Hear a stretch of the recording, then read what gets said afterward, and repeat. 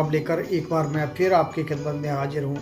जैसा कि आप जानते हैं, इस प्रोग्राम के वाफिद हम आपकी मुलाकात करवाते हैं एक ऐसी शख्सियत के साथ जिन्होंने ज़िंदगी के किसी न किसी सूबे में अपना एक ख़ास मुकाम हासिल किया है, अपनी एक अलग पहचान बनाई है। आज जिस शख्सियत को हमने इस प्रोग्राम में जन्नत दी है, उनका नाम किसी तारुफ का मोहताज नहीं है। कला की दुनिया में इनके नाम को सभी जानते हैं। आज हमारे साथ बेहद ही ख़ास मेहमान, जाने माने चित्रकार व कवित्री, जिन्होंने देश विदेश में अपने हुनर से एक अलग मुकाम हासिल किया। उनका नाम है वाजदा खान। वाजदा खान जी, दो टूक सीधी बात प्रोग्राम में आपका स्वागत है। जी बहुत बहुत शुक्रिया। आप सभी को मेरा बहुत बहुत नमस्कार, आदाब। वाजदा खान जी, सबसे पहले आप ये बताइए कि आपका जन्म कहाँ हुआ, यानी बचपन, पारिवारिक परिवेश, शिक्षा, कला की ओर रुझान कैसे हुआ और इसी क्षेत्र में बने रहने की मंशा कैसा पैदा हुई, जरा विस्तार से बताइए। मेरा जन्म उत्तर प्रदेश के सिद्धार्थनगर ज़िले में हुआ था और मेरी स्कूली शिक्षा अलग अलग शहरों में हुई, क्योंकि पिताजी सरकारी सेवा में थे तो वो उनका ट्रांसफ़र होता रहता था। और मुझे एक पढ़ाई छोड़कर सारी जितनी भी कलाएं थी, अपने शुरू से ही मुझे बहुत उनका पैशन था। और मुझे प्रकृति में बिखरे जो रंग है वो बहुत ज़्यादा आकर्षित करते थे। और इन रंगों की वजह से मैंने 9वीं कक्षा में एक कला को विषय के रूप में लिया। तो और उसमें से किताबों में से देखकर आलेखन बनाना, विभिन्न प्रकार के आकार प्रकार बनाना मुझे बहुत दिलचस्प लगता। और उस समय तक तो यही था कि किसी चीज़ को देख के बनाना कला है, यही मुझे पता था। लेकिन जैसे जैसे जानकारी बढ़ी तो मुझे पता चला कि हम इस कला के को हमारी अभिव्यक्ति का माध्यम भी बन सकती है। और जब कला शिक्षा के दौरान मैंने भारतीय और यूरोपीय बहुत सारे इतिहास पढ़े, कलाओं के बारे में जाना, तो जैसे एक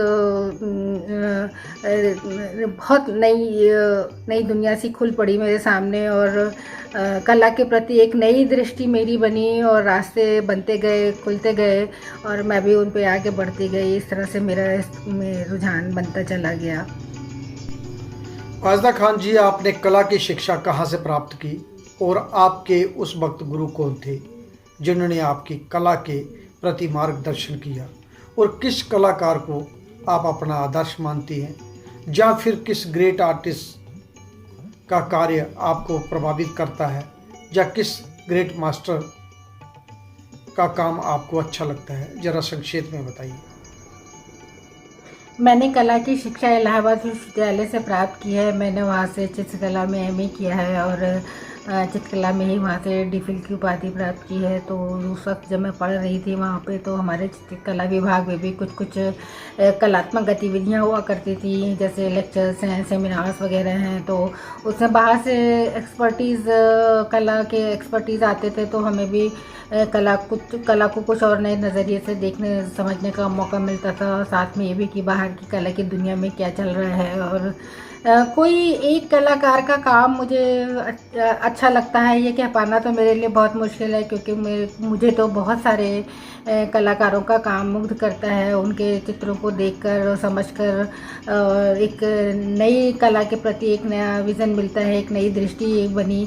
तो मैं तो ये कहूँगी कि अपनी कला की यात्रा में मुझे इस यात्रा में बहुत सारे कलाकारों के कामों ने प्रभावित किया। और उसमें मैं गणेश पाइन हैं, तैयब मेहता हैं, गाय तोंडे हैं, इनके काम मुझे बहुत अपील करते हैं। जे स्वामीनाथन, सोहन कादरी, सैयद हैदर रज़ा, ज़रीन हाशमी के काम को भी मुझे बहुत आकर्षित करते हैं। और मुझे मार्क रोथको और कैंडेंस्की और फ्रांसिस बेकन के काम भी बहुत ज़्यादा अच्छे लगते हैं। और वाजदा खान जी, आप किस विषय को लेकर अपना कार्य करती हैं और कौन कौन से तकनीक व माध्यमों का अपने कार्यों में प्रयोग करते हैं। अपने कार्य के बारे में बताएं। जब चित्र रचने की शुरुआत हुई तो मैंने शुरुआत में इस रूपाकारों को अपने चित्रों का विषय बनाया था। और क्योंकि मैं देखती थी कि हमारे आसपास के माहौल में, परिवेश में कितनी वर्ग भेद है, असमानताएं हैं, और ये भी देखती थी कि औरतों के साथ, महिलाओं के साथ कितना दोयम दर्जे का व्यवहार होता है, भले ही उनके अंदर कितनी प्रतिभा हो। तो मैंने अपने चित्रों में उनकी पीड़ा, उनकी व्यथा को, उनके सपने, उनकी जिजीविषा या जो उनकी ख्वाहिशें हैं या वो अपने जीवन से क्या चाहती हैं, उनको मैंने अपने चित्रों में का विषय बनाया। और क्योंकि मुझे प्रकृति से भी बहुत ज़्यादा लगाव है, तो प्रकृति के जो विभिन्न उपादान हैं, चिड़िया है, पेड़ है, आकाश का नीलापन है, इनसे भी मेरी संवेदनाएं, अनुभूतियाँ जुड़ती हैं। और वो तरह तरह से मेरे चित्रों में आते हैं। और नए मैं कोशिश करती हूँ कि नए नए फॉर्म्स में उनको लेकर आऊँ। मैंने ज़्यादातर ऑयल पेंटिंग में काम किया है या करती हूँ। वैसे मैंने चारकोल, पेंसिल, इंक में और ड्राई पेस्टल में, एक्रेलिक में भी बहुत ज़्यादा काम किया है, पर मुझे टैल माध्यम में काम करना सबसे ज़्यादा पसंद है। बाज़दा खान जी, ज़्यादातर आप एब्स्ट्रैक्ट कार्य करती हैं, यानी अमूर्त कला के विषय को आपने चुना। चित्रकला में अमूर्त से अमूर्तन का क्या अभिप्राय है, इसके बारे में आपके क्या विचार हैं? मुझे लगता है क्रिएटिविटी या सृजनात्मकता हमेशा कुछ नया और मौलिक मांग करती है, जिसे हमारे भीतर का कलाकार बराबर ढूंढता, खोजता रहता है। निश्चय ही इसके लिए कलाकार की एक लंबी सृजन प्रक्रिया की यात्रा से गुजरता है, और जिसमें समय समय पर तमाम बदलाव आते रहते हैं, जिसमें हमारा चिंतन, मनन, आत्मावलोकन और शामिल होता है। मुझे ऐसा लगता है कि शुरुआती दौर जब हम अपना पेंटिंग करना शुरू करते हैं तो हम बहुत स्थूल रूप से उसको शुरू करते हैं, क्योंकि हमारे ऊपर तमाम तरह के बाहरी दबाव और प्रभाव काम करते हैं, और हमारे भीतर एक विचारों, कल्पनाओं और रंगों की और तमाम जो दृश्य नज़र आने वाली एलिमेंट्स हैं, उनकी भीड़ रहती है हमारे भीतर। लेकिन जब हम जैसे जैसे इनकी गहराई में उतरते हैं और जैसे जैसे इनकी कला के भीतर उतरते हैं, उसकी गहनता से में डूबते जाते हैं, तब हमारी जो एक मौलिक चिंतन है या सोच है वो चित्रों में आने लगती है। मुझे लगता है कि हम वो धीरे धीरे फिर एक सेलेक्टिव होने लगते हैं। हमारे भीतर जो है, जो हमारा मूल है, जो हमारा स्वभाव है, उस हिसाब से चीज़ों को चुनना, परखना, थोड़ा समझना आ जाता है। तो मुझे लगता है कि जो मेरा मूल में मैं ये पाती हूँ कि जो प्रकृति की का जो रहस्यात्मक और दार्शनिक पक्ष है, या जो उसका आध्यात्मिक पक्ष है, वो मुझे बहुत चमत्कृत करता है। और मुझे लगता है इस तरह के जो भाव हैं, जो बहुत हमारे शिद्दत के साथ इस ब्रह्मांड में, इस पृथ्वी पे विद्यमान है और हमारे भीतर भी हैं, और जिन्हें हम बहुत महसूस करते हैं, मगर वो दिखाई नहीं देते हैं। तो उनको मुझे लगता है कि मैं किस तरह से अपने चित्रों में लेके आऊँ। तो मेरे चित्रों में जो रंग थे या जो एलिमेंट्स थे, वो जो देखे भाले रूपाकार थे, उनसे थोड़ा सा अलग हटकर थोड़ा सा वो आभासित रूपों में आने लगे। वो थोड़ा सा उनमें सिंप्लीफिकेशन आने लगा। तो मुझे ऐसा लगता है कि ये जो कला की जो प्रक्रिया है, एक स्थूलता से सूक्ष्म से सूक्ष्मतर होते जाने की प्रक्रिया है। अभी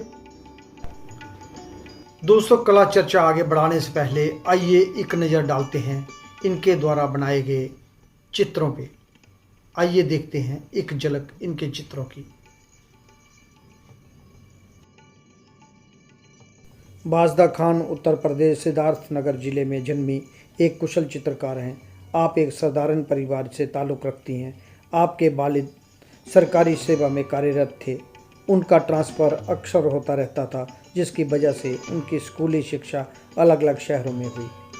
बचपन से ही पढ़ाई के अलावा उनको संगीत, नाटक और साहित्य में रुचि थी। बाजदा खान ने इलाहाबाद विश्वविद्यालय में एमए की डिग्री कला में प्राप्त की और उसी समय उन्होंने साहित्य, नाटक और चित्रकला में कई जगह उनको मौका मिला अपना फन दिखाने का और उन्होंने कई गतिविधियों में भाग लिया। इसी दौरान चित्रकारी का हुनर भी सीखा। बाजदा खान ज़मीनी ताल्लुक़ रखने वाले इंसान हैं और ज़मीनी हकीकत से अच्छी तरह रूबरू है। बाजदा खान को महिलाओं पे होने वाले अत्याचारों को देखकर बहुत गहरा असर उनके शुरुआती चित्रकला में देखने को मिलता है। उसके बाद बाजदा खान ने दिल्ली का रुख किया और दिल्ली में उन्होंने ललित कला अकेडमी रीजनल सेंटर गढ़ी में स्कॉलरशिप के तौर पे 1 वर्ष काम किया। इसके साथ साथ वो कई अरसे ललित कला अकेडमी रीजनल सेंटर में ही अपना कार्य करती रही। उसी के दौरान उन्होंने कई नेशनल, इंटरनेशनल, स्टेट एग्जीबिशनों में भाग लिया। बाजदा खान कला के साथ साथ साहित्य, लेखक और कई पत्रिकाओं में भी लेखनी का कार्य करती रही। बाजदा खान ने कई जगह अलग अलग कवि सम्मेलनों में भी भाग लिया। आज बाजदा खान अपनी भरपूर जिंदगी अपने कार्य में ही बिता रही हैं। बाजदा ने कभी पीछे मुड़कर नहीं देखा और बाजदा ने अपने कार्य में प्रकृति को ही चुना। आज एब्स्ट्रैक्ट कार्य वो कर रही हैं। इसी के साथ साथ उन्होंने साहित्य, नाटक हों चाहे कला की गतिविधियों, सभी में भाग लेती रही और कईयों में उनको अवार्डों से नवाजा गया। बाजदा खान ने ministry of culture fellowship, senior fellowship का भी उनको अवार्ड से नवाजा गया। बाजदा खान आज साहित्य के दुनिया में एक अलग पहचान है और चित्रकला के दुनिया में उन्होंने अपनी एक अलग पहचान बनाई है।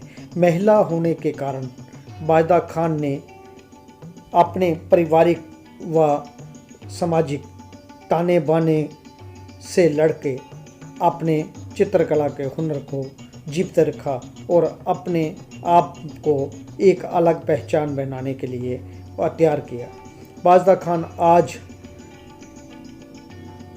महिलाओं में सबसे अलग पहचान बनाए हुए हैं और बाजदा अपनी ज़मीनी हकीकत को कभी नहीं भूल पाती।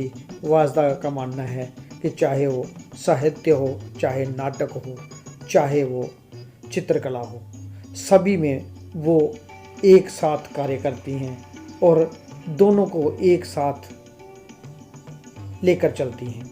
बाजदा के एब्स्ट्रैक्ट कार्य आप इस तरह देख सकते हैं। बाजदा खान जी, बतौर कलाकार आपने अब तक कौन कौन सी उपलब्धियां हासिल की, जैसे अवार्ड, स्कॉलरशिप, फेलोशिप, वर्कशॉप, या कहाँ कहाँ आपका कार्य सरकारी व गैर सरकारी संस्थानों में लगा हुआ है, जरा संक्षेप में बताइए। मुझे तो लगता है कि कोई भी दौर हो, कलाकार को हमेशा संघर्षों से दो चार होना पड़ता है और इन संघर्षों से गुजरते हुए वो अपनी सृजनात्मक जीविका को बनाए रखता है और वो बराबर चित्र को बनाते रहता है, रचते रहता है और यही मुझे उसकी एक कलाकार के तौर पे सबसे बड़ी उपलब्धि लगती है। वैसे मैंने तमाम ग्रुप शोज़ और एकल शोज़ किए हैं। मेरी सामूहिक प्रदर्शनियाँ मैंने ललित कला academy Delhi, habitat centre, national modern art gallery और लखनऊ की ललित कला अकेडमी में और इसके अलावा अन्य स्थानों पर मुंबई में किया है और बेंगलोर, हैदराबाद, इलाहाबाद, जयपुर, बीकानेर, तमाम शहरों में आयोजित होने वाली प्रदर्शनियों में मैंने भाग लिया है। इसके अलावा कुछ एकल शोज़ भी किए हैं जिसमें दिल्ली में किया, बेंगलोर में किया और भुवनेश्वर में किया है। अपना पहला शो मैंने इलाहाबाद में एकल शो इलाहाबाद में किया था। कुछ एक पुरस्कार भी मुझे प्राप्त हुए, जिसमें भोपाल का स्पंदन ललित कला सम्मान, रश्मि रथी पुरस्कार और त्रिवेणी कला महोत्सव पुरस्कार है। मुझे कुछ गढ़ी की ललित कला एकेडमी दिल्ली की गढ़ी स्कॉलरशिप भी प्राप्त हुई है और संस्कृति मंत्रालय की सीनियर फेलोशिप भी मुझे मिलती रही है। मेरे कुछ काम इलाहाबाद में, दिल्ली और सऊदी अरेबिया में गुड़गांव में कुछ काम लिए गए हैं और मैंने काफ़ी सारी पुस्तकों के लिए कवर डिज़ाइन किया है और उनके लिए रेखांकन बनाया है। बाज़दा खान जी, आप अच्छी चित्रकार के साथ साथ आप अच्छी कवि यानी कवित्री भी हैं। किसी लिखने यानी किसी लेखनी को सोचने से लेकर उसे मंचित करने तक की आपकी क्या प्रक्रिया रहती है, इसके बारे में आप बताएं। दोनों को एक साथ आप कैसे कर पाती हैं? चित्रकारी भी आप करती हैं और कविता भी लिखती हैं। हमारे जो दर्शक देख रहे हैं वो जानना चाहते हैं कि दोनों एक साथ आप कैसे करती हैं। मैं जब पढ़ रही थी तो जहाँ एक तरफ मैं कला के प्रति मेरा रुझान था, वहीं दूसरी तरफ मेरा लिखने पढ़ने की तरफ भी बहुत ज़्यादा रुझान था। तो मैं तमाम तरह की साहित्यिक पत्रिकाएं पढ़ती और कविताएं लिखती। और जब मेरे बैग में रेखांकन के लिए जहाँ एक स्केच बुक हुआ करती थी, वहीं मैं एक छोटी सी नोटबुक भी रखती थी कि रास्ते चलते हुए कहीं कोई कविता की पंक्तियाँ आ जाए तो मैं उसको नोट कर लिया करती थी। वैसे तो कोई भी सृजनात्मक विधा हो, उसकी एक बिंदु पे आके सभी मिलती हैं। सबका मूल एक है, सबकी आत्मा एक है। तो जिस तरह से हम अपनी चित्रकला में जितना हम रियाज़ करते हैं, अपना दृष्टि बनाते हैं, अभ्यास करते हैं और चीज़ों को देखते हैं और रेखांकन करते हैं और हमारी एक दृश्यात्मक भाषा बनती जाती है। उसी तरह से मुझे लगता है कि मैं जैसे कविता लिखने का एक कारण उसमें रुचि तो थी और लेकिन मैं पढ़ती बहुत ज़्यादा थी, तो उसकी वजह से भी मैं जो है कविताओं को रचने लगी। और मुझे कभी नहीं लगा कि वो ये दोनों एक से मुझे कुछ एक साथ मैं दोनों को नहीं कर सकती हूँ। और बल्कि बहुत बार ऐसा हुआ है कि कविताओं को पढ़ते हुए मेरे मन में बहुत सारे बिंब और बहुत सारे जो विचार आए जिनको मैंने अपने चित्रों में जिनका प्रयोग किया। लेकिन ये ज़रूर है कि जब मैं कभी पेंटिंग बनाने की औरा में होती हूँ, रंगों के बीच में होती हूँ या रंगों की गहनता में डूबी हुई हूँ, तो जैसे शब्दों का विलोपन हो जाता है। इसी तरह से जब मैं कुछ लिख पढ़ रही हूँ या कोई कविता मेरे भीतर चल रही है और जब मैं उसे कागज़ पर उतारना चाहती हूँ तो रंग जैसे दूर हो जाते हैं। वैसे मैंने बहुत प्रख्यात कवियों की कविताओं को लेकर भी कुछ काम किया। उसमें धनवीर भारती की एक जो हिंदी साहित्य जगत के एक महान विभूति हैं, उनकी कविता संग्रह खनू प्रिया पे मैंने बहुत सारे चित्र बनाए और मैं उसमें कविता में बहुत दिनों तक उस किताब में डूबी रही और बाद में वे चित्र ज्ञानपीठ प्रकाशन से छपे भी। और उनका जो असर मेरे ऊपर था, वो उनका उस कविता में जो बिंब थे, जो भाव, उसका सम्मोहन बहुत बाद तक मुझ पर रहा और चित्रों में देखने को मिलता रहा। और तो मैं दोनों ही मेरे दिल के बहुत करीब है और मुझे दोनों से बहुत प्रेम है। बाज़दा खान जी, अब तक कितनी कविताएं आप लिख चुकी हैं? जहाँ आपकी कविताएं कौन कौन से मैगजीनों व पत्रिकाओं में छप चुकी हैं, जहाँ अब तक कितने लेख लिख चुकी हैं, इनके बारे में कुछ बताएं। दिल्ली की साहित्य एकेडमी और हिंदी एकेडमी के साथ भारत भवन, भोपाल, इलाहाबाद, रायपुर, लखनऊ, पटना आदि की प्रमुख संस्थाओं और विश्वविद्यालयों में मेरा कविता पाठ हुआ है। और रजा फाउंडेशन से होने वाली साहित्यिक गतिविधियों में कई बार मुझे अपनी कविताओं को पढ़ने का अवसर मिला। का पत्रिका के संपादक विजय शंकर जी, जो दुर्भाग्य से हमारे बीच नहीं हैं, उनके कई प्रमुख प्रोग्राम में कलाकार के साथ साथ बतौर कवयित्री भी मैंने भागीदारी की है। मेरे 2 कविता संग्रह प्रकाशित हो चुके हैं। मेरा प्रथम कविता संग्रह 2008 में 8 या 9 में जिस तरह घुलती है काया भारतीय ज्ञानपीठ दिल्ली से प्रकाशित हुआ, जिस पर मुझे हेमंत स्मृति पुरस्कार मिला। और इसका दूसरा संग्रह मेरा समय के चेहरे पर, यह भी दिल्ली से ही प्रकाशित हुआ। और इसके अलावा मुझे इसमें स्पंदन ललित कला सम्मान भोपाल और बिहार शताब्दी सम्मान बिहार साहित्य सम्मेलन के द्वारा मुझे प्राप्त हुआ। और हिंदी जगत की जितनी भी प्रमुख पत्रिकाएं हैं, जैसे हंस, वागर्थ, आजकल, ज्ञानोदय, समकालीन साहित्य, उत्तर प्रदेश, आजकल, लगभग सभी जितनी प्रमुख पत्रिकाएं हैं, 20 वर्षों से बराबर निरंतर मेरी पत्रिकाओं का प्रकाशन होता रहा है। कुछ कला लेखों का भी मैं लिखती रही हूँ जो बराबर छपते रहे हैं। मेरी कुछ कविताओं का कन्नड़ और अंग्रेज़ी में अनुवाद हुआ है। साहित्य एकेडमी और महात्मा गांधी विश्वविद्यालय से निकलने वाली अंग्रेज़ी की पत्रिका में मेरी कविताओं के अनुवाद भी छपे। और इसके अलावा जनसत्ता, हिंदुस्तान, दैनिक भास्कर आदि प्रमुख पत्रिका समाचार पत्रों में मेरे बहुत सारे कला लेख छपते रहे और कविताओं का भी छपती रही हैं। बाज़दा खान जी, आप अपनी कविता या कोई अच्छी लेखनी जो आपको अधिक प्रिय है वो सुनाएं, जो हमारे नाज़रीन देख रहे हैं वो भी सुन सकें, आपकी चित्रकला के साथ साथ आपकी कविता का भी आनंद ले सकें। कविता का शीर्षक है रंग नमक है। ये मेरी प्रिय कविता में शुमार है।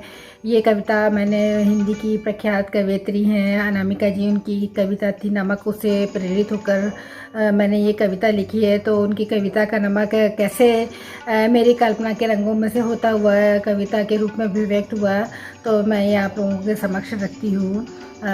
कविता का शीर्षक है रंग नमक है। नमक की ही तरह रंग का भी कोई व्याकरण नहीं होता। कई कई युगों तक बरतने के बाद रंगों में उतरता है नमक।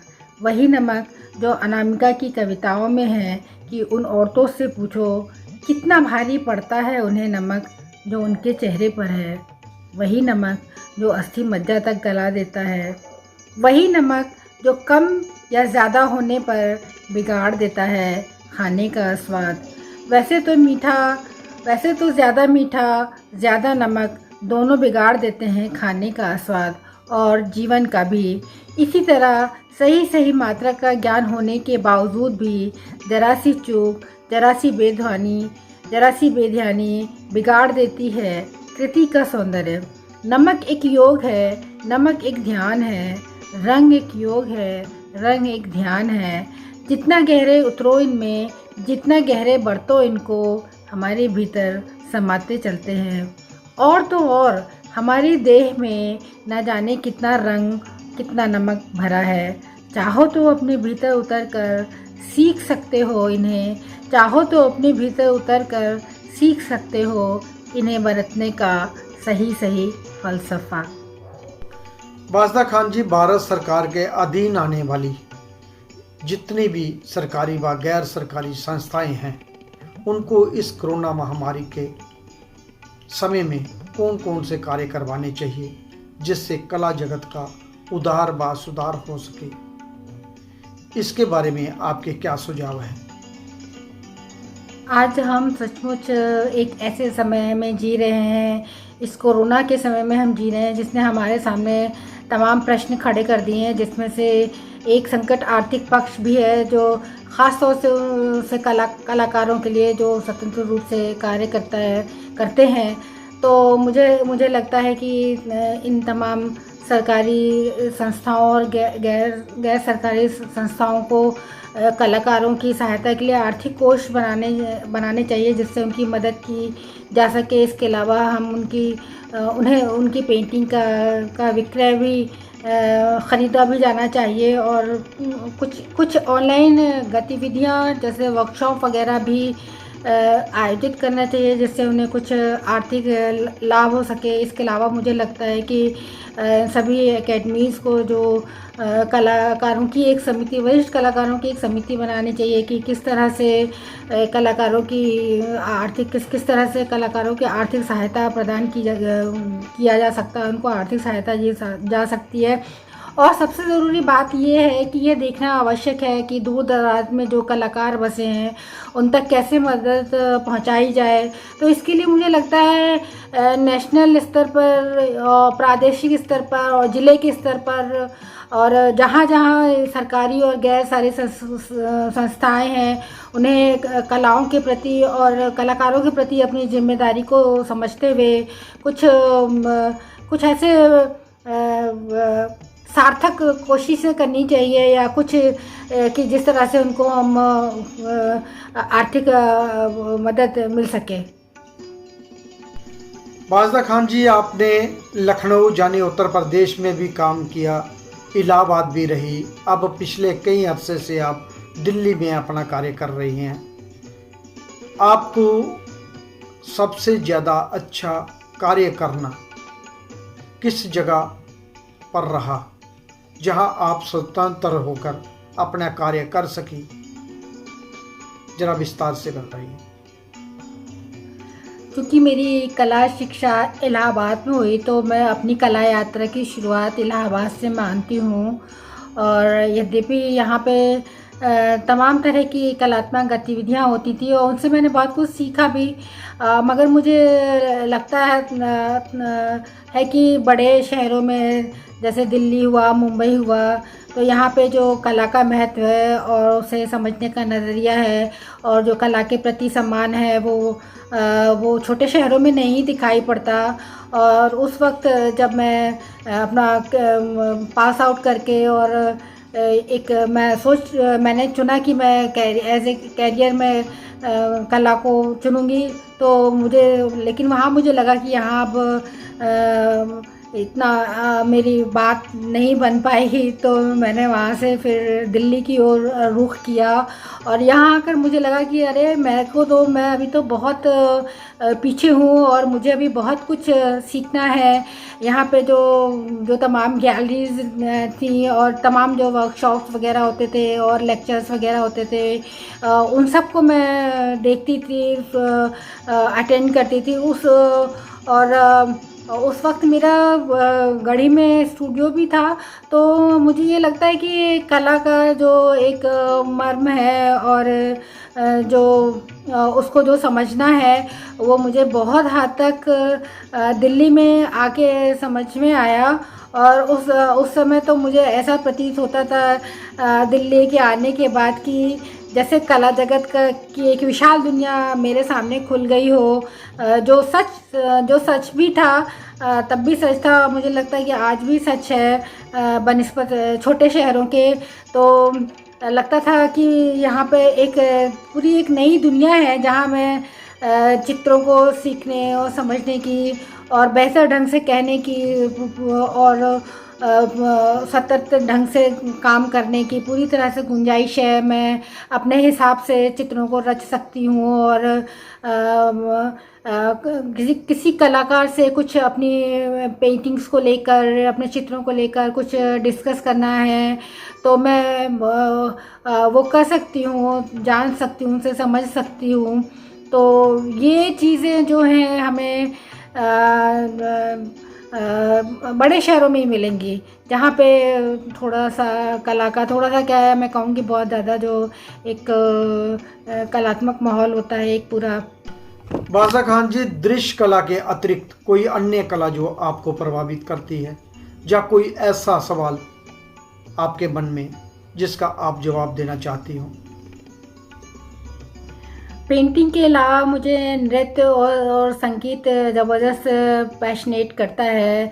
और नृत्य के लिए तो मैं कहूँगी कि नृत्य मेरा पहला प्यार है। बचपन में मैंने अपने नृत्य और संगीत के लिए बहुत डांट खाई होगी, लेकिन मुझे अवसर अगर मिला होता तो मैं शायद नृत्य के क्षेत्र में होती। खैर, लेकिन ये जितनी भी विधाएं ये अप्रत्यक्ष रूप से जो है मेरी पेंटिंग से जुड़ी रही हैं, मुझसे इनका जुड़ाव रहा है।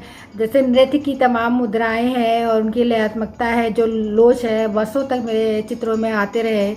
इसी तरह से मैं जब संगीत सुनती हूँ, चाहे वो आलाप हो, कोई क्लासिकल संगीत हो, सुनते हुए जब मैं अपने चित्रों का निर्माण करती हूँ तो चित्र एकदम से जैसे मेरे लिए एक मेडिटेशन की तरह बन जाता है। इसके अलावा मुझे थिएटर का भी बहुत शौक़ था और मैं यद्यपि मैंने उसमें रोल करने की कोशिश तो नहीं की, लेकिन हाँ, मैं जब वहाँ पे इलाहाबाद में थी तो जब तमाम नाटकों के रिहर्सल होते थे तो मैं बैठ के उनके रेखांकन में आया करती थी। तो और फिर जो मेरे चित्रों के लिए एक तरह से कच्चा माल होते थे। इसके अलावा जब मैं दिल्ली आई तो ये जितनी सारी कलाएं हैं इनका तो दिल्ली इनके लिए एक तरह से मंडी हाउसिंग का गढ़ था और यहाँ पे मैं बहुत सारे नाटक वगैरह देखा करती थी। तो नाटक के बहुत सारे जो तत्व हैं, जो उसकी एक दृश्यात्मक एक इम्पैक्ट है, उन सब चीज़ों से मैंने अपनी कला के लिए बहुत ज़्यादा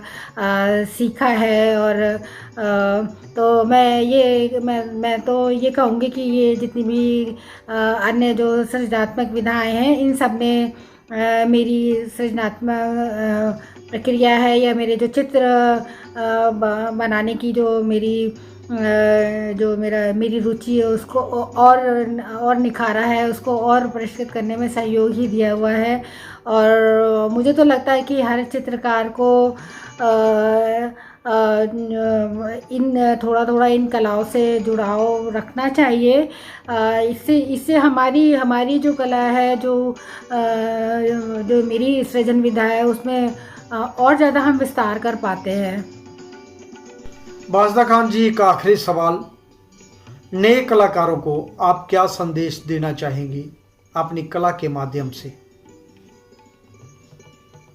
मैं तो बस इतना ही कहूँगी कि जो ये कलाकार जो कर रहे हैं, दिल लगाकर अपनी कला पर फोकस करें, अध्ययन मनन चिंतन करें, निरंतर अभ्यास और रियाज करें। चित्रों का संघर्ष से क्या घबराना, वो तो जीवन का एक हिस्सा है।